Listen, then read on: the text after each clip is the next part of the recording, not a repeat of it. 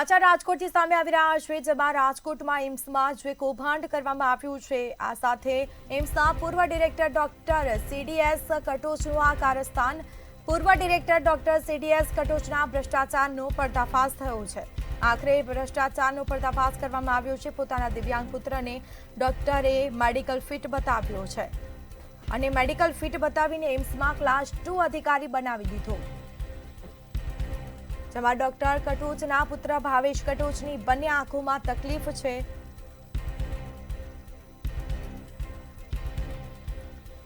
Disability સર્ટી હોવા છતાં કઈ રીતે મેડિકલ ફિટ બતાવ્યો તે પણ એક મોટો સવાલ. ભાવેશ કટોચને આંચકી ઉપડતા એમ્સમાં દવા લીધાની પણ વિગતો સામે આવી.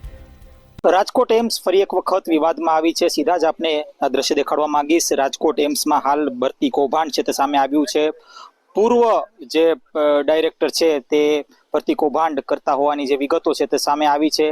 ડોક્ટર સીડીએસ કટોચ કે ખૂબ જ જે મોટું નામ, તેઓ અત્યારે ક્યાંક ને ક્યાંક અહીં ફરજ બજાવતા તો નથી, પણ તેમનું જે એક કારસ્તાન છે તે સામે આવ્યું છે. ભરતી કૌભાંડ છે તે સામે આવ્યું છે. ખાસ તેમના જ દિવ્યાંગ પુત્રને તેઓએ કહી શકાય કે ક્લાસ 2 અધિકારી બનાવ્યો, આ પ્રકારની વિગતો છે તે સામે આવી રહી છે. ત્યારે ચોક્કસથી કહી શકાય કે તેને જ લઈને કોઈ પણ પ્રકારનો ખુલાસો પણ હાલ અત્યારે એમ્સ આપવા તૈયાર નથી. ત્યારે સમગ્ર મામલે તપાસ કરવામાં આવશે. આ પ્રકારની જે વિગતો છે તે પરસોત્તમ રૂપાલા દ્વારા આપવામાં આવી, કે જે પોતે રાજકોટ એમ્સમાં સભ્ય પણ છે, અને કહી શકાય કે જે પ્રકારની જે ઘટના છે તે સામે આવી છે, એટલે કે એમ્સમાં જે ભરતી કૌભાંડ છે તે આવ્યું છે સામે, તેને જ લઈને તપાસ થવી જોઈએ તેવી માંગ હાલ અત્યારે વિપક્ષ પણ કરી રહ્યું છે. ત્યારે બીજી બાજુ એમ્સમાં ગેરરીતિ પણ સામે આવી શકે છે, કારણ કે એમ્સમાં અનેક કર્મચારીઓની ભરતી થઈ છે અને આ ભરતીને લઈને હાલ એમ્સ અત્યારે સવાલોના ઘેરામાં છે.